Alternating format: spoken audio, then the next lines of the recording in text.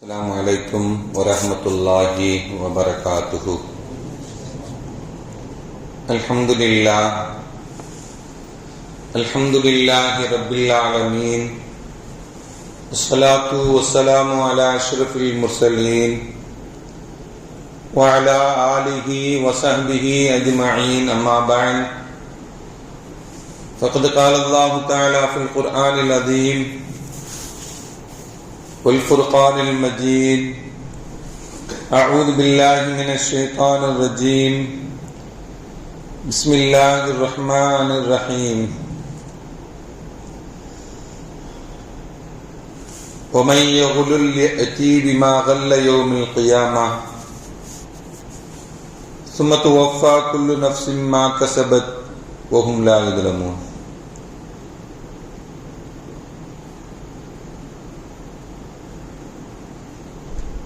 قال النبي صلى الله عليه وسلم: لا يزال قدماه العبد يوم القيامة حتى يسأل وعن ماله ومن اكتسبه وفيما أنفقه. سبحانك لا علم لنا إلا ما علمتنا إنك أنت العليم الحكيم. رب اشرح لي صدري ويسر لي أمري واحلل عقدة من لساني يفقهوا قولي. اللهم صل على سيدنا محمد اللهم صل عليه وسلم. கண்ணியத்திற்கும் மரியாதைக்கும் உரிய அல்லாஹ்வின் நல்லடியார்களே, அருமையான சகோதர பெருமக்களே, அருமை நாயகம் முஹம்மது ஸல்லல்லாஹு அலைஹி வஸல்லம் உடைய பாக்கியம் நிறைந்த நல்லும்மத்துமார்களே, அருமையான பெருமக்களே, எந்த விஷயத்தை கேட்க இருக்கிறோமோ அந்த விஷயத்தின்படி அமல் செய்யக்கூடிய பாக்கியத்தினையும், கேட்ட விஷயங்களை பிறருக்கு எத்தி வைக்கக்கூடிய பாக்கியத்தினையும் அல்லாஹ் நம் அனைவருக்கும் வழங்கிடுவானாக. நம்முடைய வாழ்நாட்களை அல்லாஹ் ஆரோக்கியமான வாழ்நாட்களாக ஆக்கி தருவானாக. மருத்துவமனைகளுக்கு செல்லாத காலங்களாக ஆக்கி தருவானாக. மருத்துவமனை செலவினங்களிலிருந்து அல்லாஹ் நம் அனைவரையும் முழுமையான முறையில் பாதுகாப்பானாக.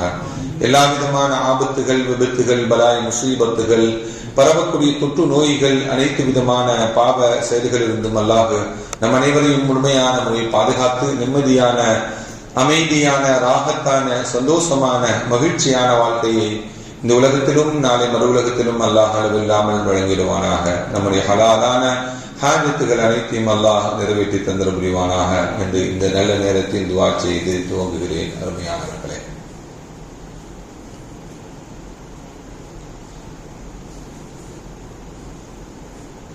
மனிதனுடைய வாழ்வில் மிக முக்கியமானது பொருளாதாரம். பொருளாதாரத்தை தேடிக்கொள்வது இஸ்லாத்தில் அளவு என்பது கிடையாது. ஆனால் அந்த பொருளாதாரத்தை தேடக்கூடிய முறையை இஸ்லாம் நமக்கு வழிவகுத்து தந்திருக்கிறது.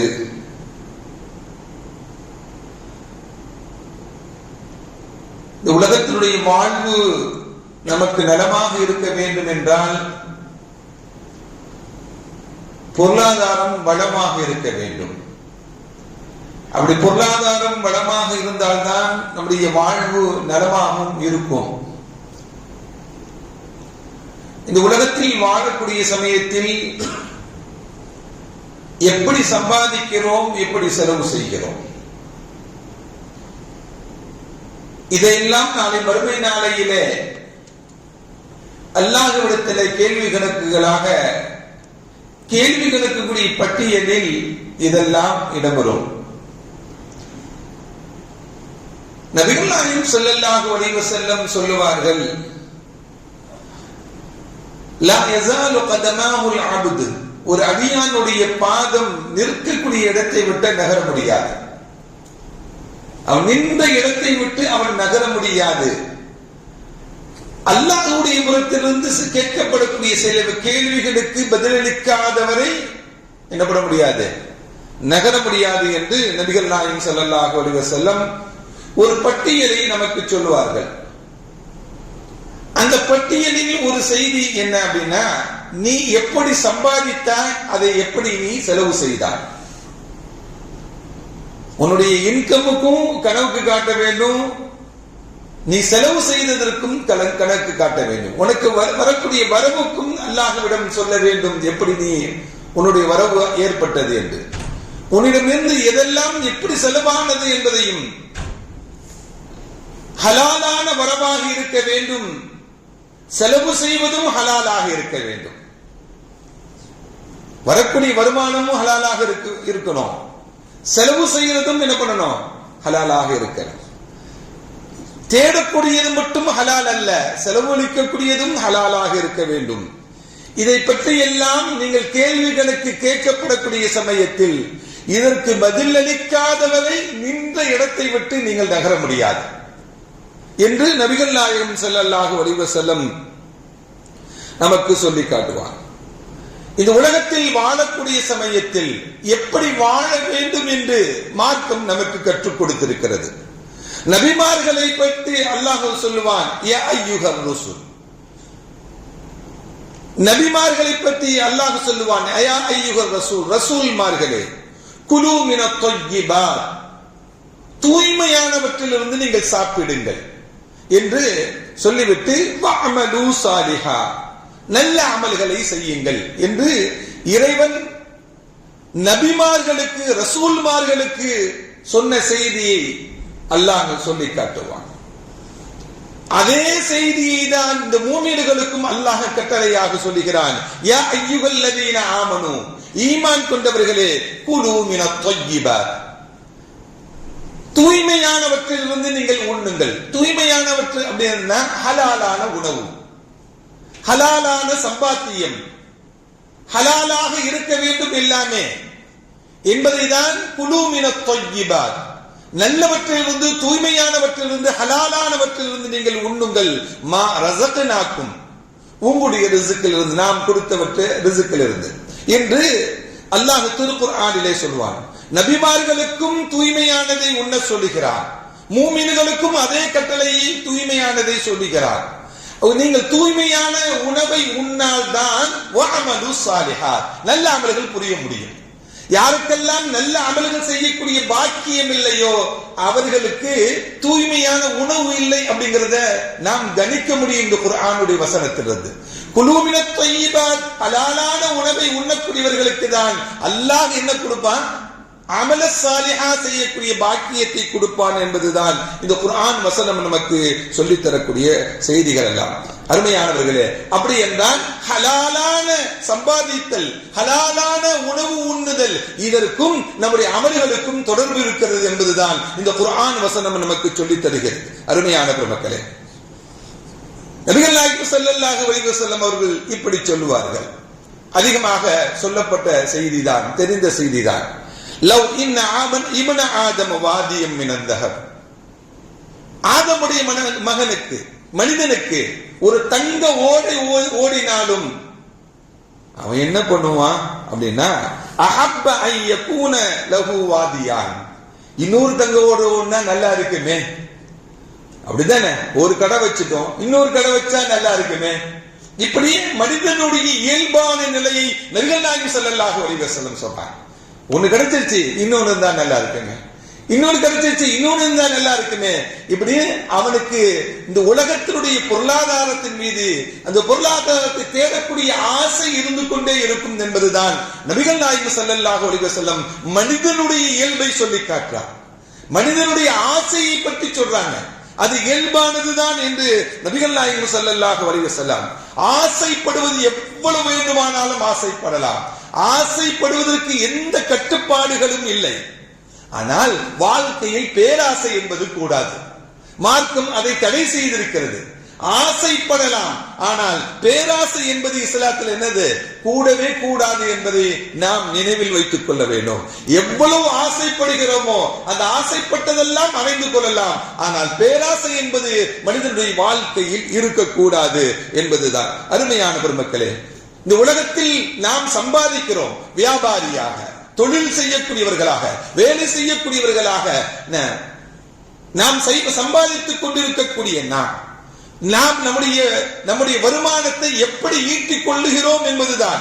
அது மார்க்கம் நமக்கு கட்டமைத்த முறையில் நாம் ஈட்டிக் கொள்கிறோமா, மார்க்கம் தடுத்த விஷயத்தை எல்லாம் நம்முடைய வாழ்க்கையில் தவிர்த்து வாழ்கிறோமா என்பதை எல்லாம் நாம் நினைவில் வைத்துக் கொள்ள வேண்டும். அருமையான பெருமக்களே, இமாம் அபூ ஹனீஃபா ரஹ்மத்துல்லாஹி அலைஹி பெரும் செல்வந்தர், பெரும் வியாபாரி, பெரும் தொழில் அதிபர், அவர்கள் பெரும் மார்க்க ஞானமுடையவர்களும் கூடதான். நாமெல்லாம் பின்பற்றக்கூடிய இமாம் அபூ ஹனீஃபா ரஹ்மத்துல்லாஹி அலைஹி ஹனபி மذஹபுடைய இமாம், பெரிய இமாம், அவர்கள் பெரும் செல்வந்தராகவும் வாழ்ந்தார்கள், பெரும் தொழிலதிபராகவும் வாழ்ந்தார்கள். சாதாரண தொழிலதிபர் அல்ல, எதையும் அர்ப்பணிக்கக்கூடிய ஆற்றலும் அவர்களுக்கு உண்டு. இமாம் அபூ ஹனீஃபா ரஹ்மத்துல்லாஹி அவர்கள் சொல்லக்கூடிய வியாபார முறை எப்படி இருக்கும் தெரியுமா? அவர்கள் செய்யக்கூடிய வியாபாரத்தில் இது இந்த குவாலிட்டியில் உள்ளது, இது இந்த தரத்தில் உள்ளது, இது இந்த பொருளில் சேதமடைந்திருக்கிறது என்றெல்லாம் சொல்லிதான் வைப்பாங்க. நம்மகிட்ட வியாபாரம் செய்யக்கூடியவங்க எப்படி செய்யறாங்க அப்படின்னா, குவாலிட்டி இல்லாதது கூட நல்ல தரம் உள்ளதுன்னு சொல்லி வித்துறாங்க, போய் சொல்லி வித்துறாங்க, ஏமாத்தி வித்துறாங்க. இதெல்லாம் பெரிய மோசடி. அவனுக்கு தெரியாமல் இருக்கலாம் அதனுடைய குவாலிட்டியும் அதனுடைய தரத்தையும். ஆனால் நீ என்ன சொல்லி விற்கிறாய் என்பதை அல்லாஹ் உன்னை பார்த்துக் கொண்டிருக்கிறார். அல்லாஹ் உன்னை பார்க்கிறார். அல்லாஹ் ஒரு மனிதனுடைய வெளித்தோற்றத்தை பார்ப்பதல்ல, அவனுடைய உள்ளத்தை ரப்பு பார்க்கிறார். நம்முடைய உள்ளத்துல என்ன இருக்கு, நாம என்ன நினைக்கிறோம், நாம என்ன நினைச்சு பேசிக் கொண்டிருக்கிறோம், நாம் எப்படி வியாபாரம் செய்கிறோம் என்பதை எல்லாம் ரப்பு பார்க்கிறான் என்ற நிலையில் தான் பூமியினுடைய வியாபாரங்கள் எல்லாம் இருந்து கொள்ள வேண்டும், தொழில்கள் எல்லாம் இருக்க வேண்டும், கொடுக்கல் வாங்கல் எல்லாம் இருக்க வேண்டும். செய்யக்கூடிய வேலைகளிலும் ரப்பு நம்மை பார்க்கிறான். ரப்பு நம்மை பார்க்கிறான். நாம் யாரிடம் வேலை செய்கிறோம் அவர்கள் இல்லாவிட்டாலும் பரவாயில்ல, அல்லாஹ் நம்மை பார்த்துக் கொண்டிருக்கிறார். நாம் செய்யக்கூடிய எந்த நிறுவனமாக இருந்தாலும் வேலை செய்யக்கூடிய நிறுவனத்துக்கு விசுவாசமாக இருக்க வேண்டும், நிறுவனத்தை உடையவர்களுக்கு விசுவாசம் அல்ல. நாம் செய்யக்கூடிய வேலைகளில், நாம் செய்யக்கூடிய பணிகளில் எதற்கு பணி செய்கிறோமோ, வேலை செய்கிறோமோ அந்த நிறுவனம் உயர வேண்டும், அதனுடைய கண்ணியம் காப்பாற்றப்பட வேண்டும் என்று பணி செய்ய வேண்டும். தவிர நம்ம என்ன பண்ணக்கூடாது, ஆள் இல்ல அப்படின்னு சொல்லி ஏமாற்றி விடக்கூடாது. அதை ரப்பு பார்க்கிறான், உற்று கவனித்துக் கொண்டிருக்கிறான் என்ற எண்ணங்கள் எல்லாம் மூமினுடைய உள்ளங்களில் ஏற்பட வேண்டும். அருமையான பெருமக்களே, இமாம் அபூ ஹனீஃபா ரஹ்மத்துல்லாஹி அலைஹி வியாபாரிகளுக்கு பொருள் கொடுப்பாங்க, வித்துட்டு வருவாங்க வெளியே போய் பொருள்களை. இந்த பொருள்கள் எல்லாம் கொஞ்சம் டேமேஜான பொருள், இது சொல்லியே விட்டு வாங்க. விட்டு அதுக்குண்டான காசுகளை கொடுக்கக்கூடிய சமயத்துல இந்த பொருள்களை எல்லாம் எப்படி வித்தீங்கன்னு கணக்கு பார்க்கும் பொழுது டேமேஜான பொருளையும் என்ன பண்ணாங்க, எல்லா பொருளோடும் சேர்த்து வித்துட்டாங்க. இமாம் அபூ ஹனீஃபா ரஹ்மத்துல்லாஹி அலைஹி அதுல வந்த அனைத்து லாபத்தையும், மொத்த லாபத்தையும் என்ன பண்ணாங்க, மற்றவங்களுக்கு கொடுத்துட்டாங்க. ஏனென்றால் ஒருவனை ஏமாற்றி, ஒருவனை மோசடி செய்து அவனுடைய அந்த பாதிப்பு இருக்கிறது அல்லவா, அந்த பாதிப்பு நம்மளையும் வந்து அடைஞ்சிடக்கூடாதுன்னு நினைக்கிறாங்க. மோசடி செய்யப்பட்டவருடைய, அநியாயம் செய்யப்பட்டவருடைய துஆக்களை நீங்கள் பயந்து கொள்ளுங்கள் என்று நபிகள் நாயகம் ஸல்லல்லாஹு அலைஹி வஸல்லம் சொன்னாங்க. இது அநியாயம் தானே, வியாபாரத்தில் அநியாயம். இன்னொருக்கு மோசடி செய்தது அவனுக்கு செய்தது பொருளாதார அநியாயம். அது அந்த அநியாயத்தை விட்டு நீங்கள் தவிர்த்து கொள்ளுங்கள் என்றெல்லாம் நபிகள் நாயகம் ஸல்லல்லாஹு அலைஹி வஸல்லம் சொன்னாங்க.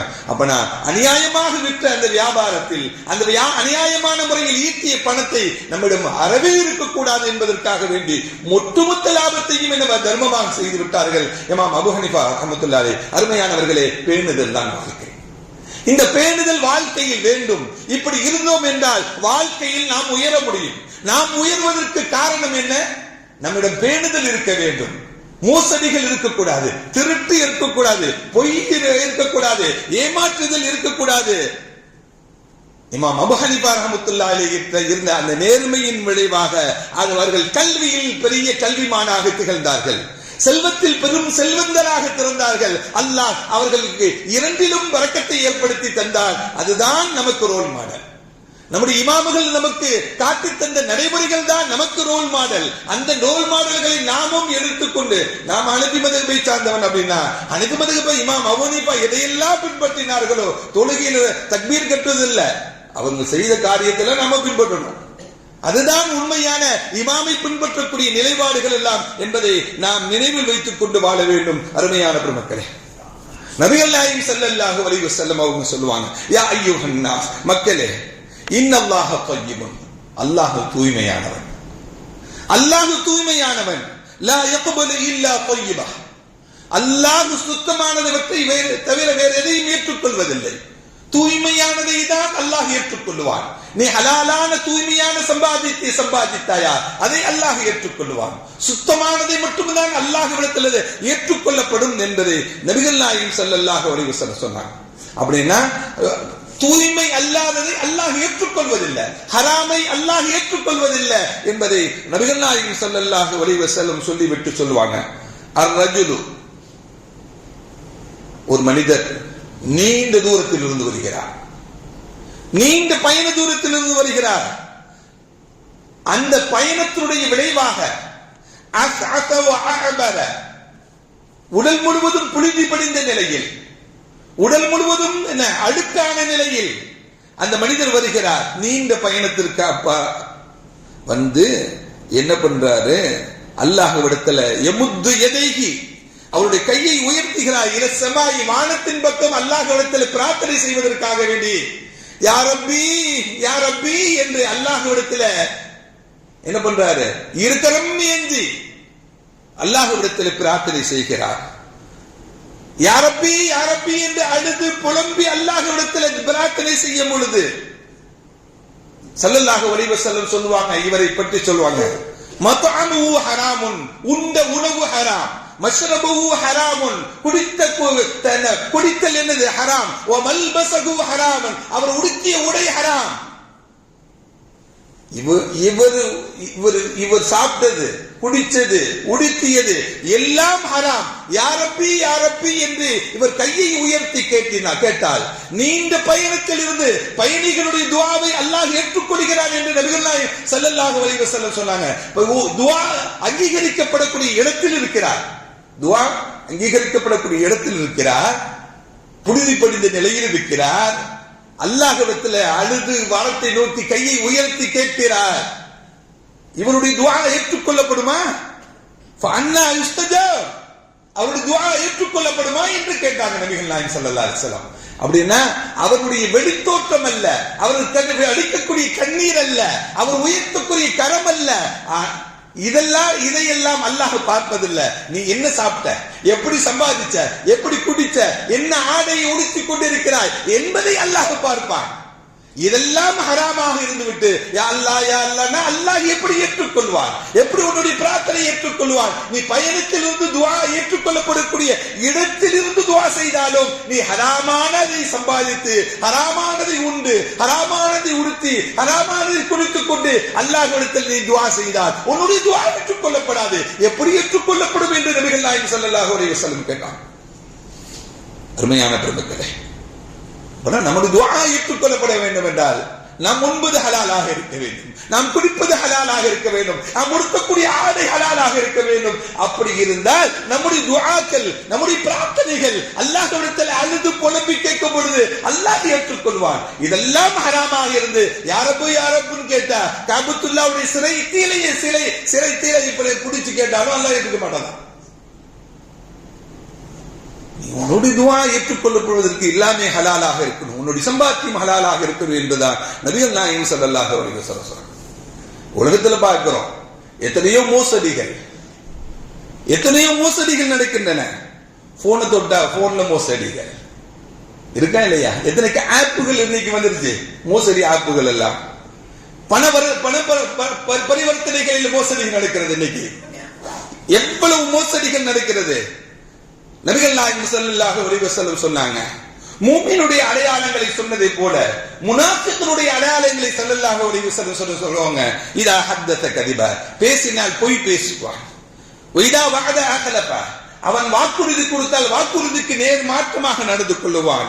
வைதா துமின கான, நம்பி ஒப்படைக்கப்பட்டால் மோசடி செய்வார் என்றெல்லாம் முனாஃபிக்குடைய அடையாளங்களை சொல்லிவிட்டு நபிகள் நாயகம் ஸல்லல்லாஹு அலைஹி வஸல்லம் சொன்னாங்க. இந்த மூன்றும் இருந்தால் முனாஃபிக், மூன்றில் ஒன்று இருந்தாலும் முனாஃபிக் என்று நபிகள் நாயகம் ஸல்லல்லாஹு அலைஹி வஸல்லம் சொன்னாங்க. மூணும் இருந்தால் முனாஃபிக், மூன்றில் ஒன்று இருந்தாலும் முனாஃபிக் தான் என்று நபிகள் நாயகம் ஸல்லல்லாஹு அலைஹி வஸல்லம் சொன்னாங்க. அப்படின்னா அருமையானவர்களே, பிறரை நம்பி மோசடி செய்யக்கூடாது. நம்பிக்கையாக ஒரு மூமின் நம்மிடம் செய்தார் என்றால் அந்த நம்பிக்கைக்கு துரோகம் செய்யக்கூடாது. நபிகள் நாயகம் ஸல்லல்லாஹு அலைஹி வஸல்லம் அவர்கள் 40 வயதில் நுபுவத்து கொடுக்கப்பட்டது, நபித்துவம் கொடுக்கப்பட்டது. அந்த நுபுவத்தினுடைய அடையாளத்தை என்ன சொன்னாங்க தெரியுமா? எப்படி உங்களுடைய நுபுவத்தை நாங்கள் ஏற்றுக்கொள்வது என்று கேட்கும் பொழுது நபிகள் நாயகம் ஸல்லல்லாஹு அலைஹி வஸல்லம் 40 வருடங்கள் உங்களுடன் நான் வாழ்ந்திருக்கிறேன், அதுதான் அடையாளம், என்னுடைய நுபுவத்தினுடைய அடையாளம் என்றாங்க ஸல்லல்லாஹு அலைஹி வஸல்லம். நான் உங்களுடன் 40 வருஷம் வாழ்ந்திருக்கிறேன்ல, அதுதான் என்னுடைய நுபுவத்தினுடைய அடையாளம். என்ன நுபுவத்துடைய அடையாளம் இருக்கு ஸல்லல்லாஹு அலைஹி வஸல்லம் வாழ்க்கையில? 40 வருஷமா போய் பேசினதே இல்ல, யாரையும் ஏமாத்தியது இல்ல, யாரையும் மோசடி செய்ததில்ல. யாராவது போய் சொல்லி இருக்கிறாங்க? 40 வருட காலங்களில் என்றாவது போய் சொல்லி இருக்கிறேனா? என்றாவது யாரையாவது ஏமாத்தி இருக்கிறேனா? யாருக்காவது துரோகம் செய்திருக்கிறேனா? நான் வாழ்ந்த வாழ்க்கையினால் நுபுவத்துடைய அடையாளம் என்று காட்டினாங்க. அந்த ஸல்லல்லாஹு அலைஹி வஸல்லம் எப்படி தூய்மையாக வாழ்ந்தார்களோ அந்த தூய்மையான அந்த நிலைப்பாடுகள் தான் ஒவ்வொரு மூமினுடைய வாழ்க்கையிலும் வர வேண்டும். நான் வாழ்ந்த வாழ்க்கை ஈமானுடைய வாழ்க்கையாக காட்ட வேண்டும், இஸ்லாமிய நடைமுறை வாழ்க்கையாக நாம் காட்ட வேண்டும். ஸல்லல்லாஹு அலைஹி வஸல்லம் காட்டினாங்க. அதனால்தான் அவர்களுக்கு அல் அமீன் என்று சொல்லப்பட்டது, அஸ்ஸாதிக் உண்மையாளர் என்று சொல்லப்பட்டது, நம்பிக்கைக்குரியவர் என்று சொல்லப்பட்டதெல்லாம் காரணம் என்ன? தூய்மையான வாழ்க்கை வாழ்ந்தார்கள், பொய் பேசாத வாழ்க்கை வாழ்ந்தாங்க, யாரையும் ஏமாற்றாத வாழ்க்கை வாழ்ந்தாங்க. அருமையான பெருமக்களே, ஸல்லல்லாஹு அலைஹி வஸல்லம் அவர்களுக்கு உயிருக்கு விலை பேசப்பட்டது.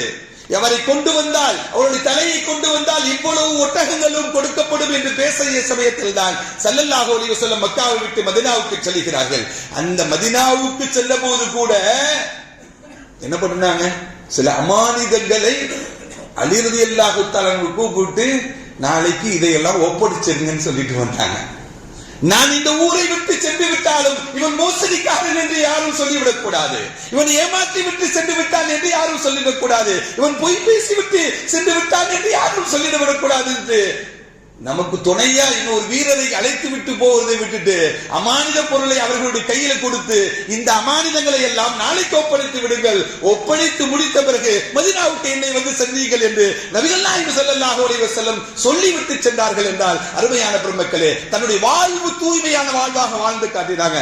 அதனால்தான் உலகத்தில் எந்த தலைவரும் சொல்ல முடியாது என்னை போல வாழுங்கள் என்று சொல்ல முடியாது. அது நபிகள் நாயகம் ஸல்லல்லாஹு அலைஹி வஸல்லம் அவர்கள் மட்டும்தான் சொன்னாங்க, நீங்கள் என்னை போல வாழுங்கள். என்னை போல வாழ்வதற்கு ஒரு ரோல் மாடல் உலகத்தில் இருக்கும் என்றால் அது நபிகள் நாயகம் ஸல்லல்லாஹு அலைஹி வஸல்லம் வாழ்வு மட்டும்தான். அருமையான பெருமக்களே, அப்பனா அவருடைய வாழ்க்கையில் எந்த தவறுகளும் செய்யாதவர்கள், என்னுடைய வாழ்வுதான் உங்களுக்கு நுபுவத்தினுடைய அடையாளம் என்று சொன்னாங்க. நான் நுபுவத்தின அப்பனா இதுல பொய் சொல்லாம 40 வருஷம் வாழ்ந்திருக்கிறல்ல, அப்பனா இந்த நுபுவத்தை நான் பொய் சொல்ல மாட்டேன் என்பதை நீங்கள் நம்ப வேண்டும் என்று சொன்னாங்க ஸல்லல்லாஹு அலைஹி வஸல்லம். அருமையான பெருமக்களே, இப்படி நபிகள் நாயகம் ஸல்லல்லாஹு அலைஹி வஸல்லம் அவங்க ஒரு நாள் தொழுகை முடிச்ச உடனே வேகமா போறாங்க.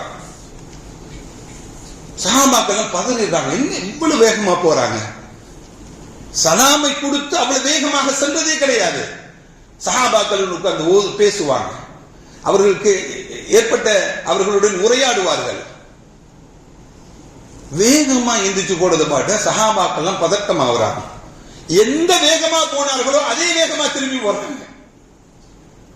சஹாபாக்கள் எல்லாம் கேட்டாங்க, யார் ரசூலுல்லாஹ் வேகமாக சென்றீர்கள், வேகமா வர்றீங்களே என்ன அப்படின்னு கேட்ட பொழுது, 100 ஆளுக்கு கொடுக்கக்கூடிய பொருள் ஏன் வீட்டில் தங்கி இருப்பதை நான் வெறுத்தேன்.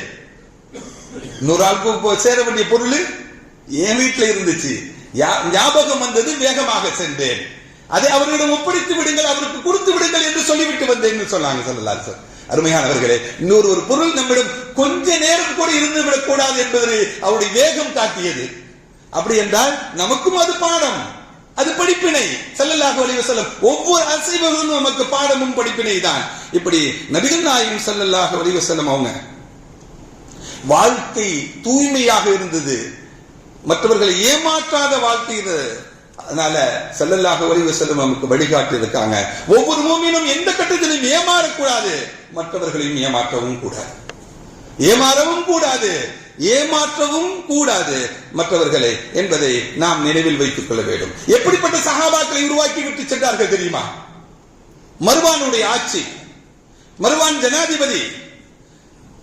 மர்வான்ட்ட ஒரு கேஸ், ஒரு வழக்கு வருது. ஜனாதிபதி மர்வான்ட்ட ஒரு வழக்கு வருது.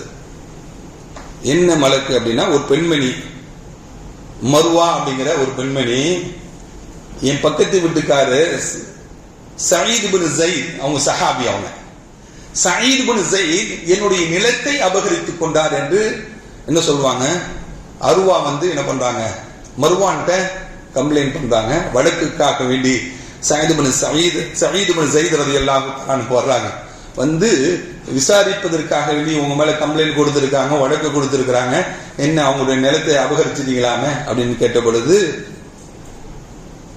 ஹஜ்ரத் சயீத் பின் ஸைத் ரலியல்லாஹு தஆலா சொன்னாங்க, ஸல்லல்லாஹு அலைஹி வஸல்லம் ஒரு ஹதீஸை சொல்லி இருக்கிறார்கள். ஸல்லல்லாஹு அலைஹி வஸல்லம் ஒரு ஹதீஸை சொல்லி இருக்கிறார்கள். அதை நான் கேட்டிருக்கிறேன், நான் மனநமிட்டு இருக்கிறேன், அதை என்னுடைய வாழ்க்கையை நான் பின்பற்றி வாழ்ந்து கொண்டிருக்கிறேன். என்ன சொன்னாங்க தெரியுமா? யா மர்வான், மன் அகத ஷிப்ரன் மினல் அர்தி துல்மன், யார் ஒருவர் மற்றவருடைய பூமியை, மற்றவருடைய நிலத்தை ஒரு ஜான் அளவுக்கு யார் எடுத்துக்கொண்டாரோ அநியாயமான முறையில், தப்பகஹு இலா சபஅ அர்த், அல்லாஹ் அந்த 7 அளவு, 7 பூமியுடைய அளவை கொண்டு அல்லாஹ் அவரை வேதனை செய்வான், தண்டனையை நிறைவேற்றுவான், அவருக்கு மாலையாக அனுபவிப்பான் என்றெல்லாம் நபிகள் நாயகம் ஸல்லல்லாஹு அலைஹி வஸல்லம் சொல்வதை நான் கேட்டிருக்கிறேன். மர்வான், நான் எப்படி எடுப்பேன் என்று ஸல்லல்லாஹு அலைஹி வஸல்லம் சொன்ன ஹதீஸை நான் பின்பற்றி வருகிறேன். நான் மனநமிட்டு இருக்கிறேன். என் வாழ்க்கையில் முழுமையாக ரசூலை பின்பற்றி வரக்கூடிய நான். நீங்க என்ன சொல்றீங்க? மர்வான் சொன்னார், லா அஸ்அலக, இதுக்கு பிறகு நான் எதையுமே கேட்க மாட்டேன். பாதஹாதா, இதுக்கு பிறகு எந்த தெளிவையும் உன்னிடமிருந்து நான் கேட்க மாட்டேன் என்று நீ நிரபராதின்னு சொல்லி அனுப்பி விட்டுட்டாங்க. சயீத் பின் ஸைத் ரலியல்லாஹு தஆலா அவர்கள் இருந்த இடத்தில் குற்றம் சுமத்தப்பட்ட, அநியாயம் சுமத்தப்பட்ட அந்த சயீத் ரலியல்லாஹு தஆலா, சயீத் பின் ஸைத் ரலியல்லாஹு தஆலா துஆ செய்தாங்க, அல்லாஹும்ம யா அல்லாஹ், இன் கானத் காதிபத்தன், இந்த பெண்மணி மட்டும் பொய்யாக இருந்தால் என்றால் ஃபஅமி பஸரஹா, அவருடைய கண் பார்வை போக்கி விடு ரப்பே. துஆ செஞ்சாங்க. பார்வை ஒரு சில நாட்களிலே பார்வை போய்வியது. வக்துலுஹா ஃபில் அர்த், இவளுடைய மரணத்தை இவள் எந்த பூமியை கை காட்டி சொன்னாலோ அந்த பூமியிலே மரணத்தை அளிக்க செய். அங்கே இருந்து அங்கே தஃபன் செய்யப்பட்டாளாம். அருமையானவர்களே, தூய்மையாக வாழக்கூடிய பெருமக்கள், அப்படி தூய்மையானவர்களே தான், ஏமாற்றாதவர்களே தான், பொய் பேசாதவர்களே தான் இந்த உம்மத்தாக ஸல்லல்லாஹு அலைஹி வஸல்லம் உருவாக்கி விட்டு சென்றார்கள். இன்னைக்கு எத்தனை மோசடிகள் நடக்கின்றன. கடன் பேரில் மோசடி நடக்கின்றன, மருத்துவத்தினுடைய அடிப்படையில் மோசடி. ஓஆர்எஸ் அந்த கரைசல் குழந்தைகளுக்கு கொடுக்கக்கூடிய ஒரு தனி பெண்மணி நின்று 8 வருடங்கள் போராடி, அது உண்மை அல்ல, அது சாப்பிடுவதற்கு தகுந்ததல்ல என்ற உண்மையை நிலைநாட்டுவதற்கு தனி மனிதனாக, தனி பெண்ணாக டாக்டர் சிவரஞ்சனி போராடினால் அவளுக்கு வெற்றி கிடைத்தது. நேத்து ஒரு கிளிப்பிங் ஒன்று பார்த்தேன். இது சம்பந்தமாக ஒரு டாக்டர் ரிவ்யூ கொடுக்கிறார். இது தடை செய்யப்பட்டது. இந்த தயாரிப்பை தயாரிக்கக்கூடியவர்கள் முறையிடுகிறார்கள். இருக்கக்கூடிய ஸ்டாக் நாங்க வித்துக்கிறோம், அதுக்கு அனுமதி கொடுக்கிறாங்க. அது உகந்ததல்ல, சாப்பிடுவதற்கு உகந்ததல்ல என்று தடை செய்யப்படுகிறது. தடை செய்யப்பட்ட பொருளை காலி செய்வதற்கு அனுமதி. அப்படின்னா அரசாங்கம் எப்படி, அலுவலர்கள் எப்படி, எவ்வளவு பெரிய மோசடிக்காரர்கள் உயிரை பறித்து பணம் சம்பாதிப்பதா? உயிர்கள் என்ன துச்சமாக கருதப்படுகிறது. இருமல் மருந்துல எத்தனை பேருக்கு, எத்தனை குழந்தைகள் இறந்து போனாங்க. குழந்தைங்க என்னங்க பாவம் செஞ்சிச்சு? அந்த குழந்தைகள் என்ன பாவம் செய்தது? மத்திய பிரதேசத்துல இருமல் மருந்து சாப்பிட்ட குழந்தைகள் பரிதாபமாக செத்தது. அருமையானவர்களே, பணத்தில் மோசடி, பணம் சம்பாதிப்பதில் அவ்வளவு பெரிய ஆசையும் மோசடிகளும் நடக்கிறது. எல்லாத்திலையும் இந்த ஆட்சியாளர்கள் மோசடி தான் செய்கிறார்கள். ஓட்டுச்சோரியும் இவங்க தான் செய்யறாங்க. ஓட்டுச்சோரியும் இவர்களிடம் இருக்கிறது. ஓட்டை திருடுகிறார்கள். விழிப்புணர்வாக இருக்க வேண்டும். முஸ்லிம்களை குறிவைத்து நடக்கக்கூடிய ஒவ்வொரு செயல்பாடுகளும் எஸ்ஐஆர் நடக்க இருக்கிறது. நவம்பர் 4 டிசம்பர் 4 வரையும் நம்முடைய ஓட்டு நம்முடைய உரிமை. இந்த நாட்டில் நாம் குடிமகனாக இருப்பதற்குண்டான உரிமைதான் நமக்குண்டான ஓட்டு உரிமை என்பது. ஓட்டு தானே அப்படின்னு அசால்ட்டா இருக்கக்கூடாது, கவனக்குறைவாக இருக்கக்கூடாது. நாம் கவனமாக இருக்க வேண்டும், ரொம்ப கவனமாக இருக்க வேண்டும். அருமையானவர்களே, நம்முடைய ஓட்டை விட்டுறாதீங்க. நம்ம வீட்டில் எத்தனை பேர் இருக்காங்க, அக்கம் பக்கத்தில் எத்தனை பேர், எல்லாரும் அதுல சர்வசாதாரணமாக இருந்துருவாங்க. நாம் தான் விழிப்புணர்வை ஏற்படுத்த வேண்டும். இந்த நாட்டு நீ ஓட்டு இல்லை அப்படின்னா இந்த நாட்டில் நீ குடிமகனே இல்லைன்னு ஒரு நிலைக்கு வந்து விடும். அப்படி தள்ளப்பட்டு விடுவோம். பீகாரில் எத்தனை லட்சம் மக்களுடைய ஓட்டை பறித்து விட்டார்கள். வெளிக்கொண்டு வந்தாங்களா இல்லையா? அதை வச்சுதானே எதிர்கட்சி தலைவர் சொன்னார் ஓட்டுச்சோரி அப்படின்னு சொன்னாரு. ஓட்டு திருடர்கள் என்று சொன்னார்களே. அதனால கவனமாக இருக்க வேண்டும். நாம் வாழக்கூடிய நாட்டில் நமக்கு உண்டான உரிமைகளை நாம் விட்டுவிடக்கூடாது. மோசடி செய்யக்கூடியவர்கள் இருந்து கொண்டு இருக்கக்கூடிய காலங்கள் எல்லாம் நாம் கவனமாக இருக்க வேண்டும். திருடர்கள் வாழக்கூடிய காலங்கள் எல்லாம் நம்முடைய பொருளை நாம் திருட்டுக்கு கொடுத்து விடக்கூடாது.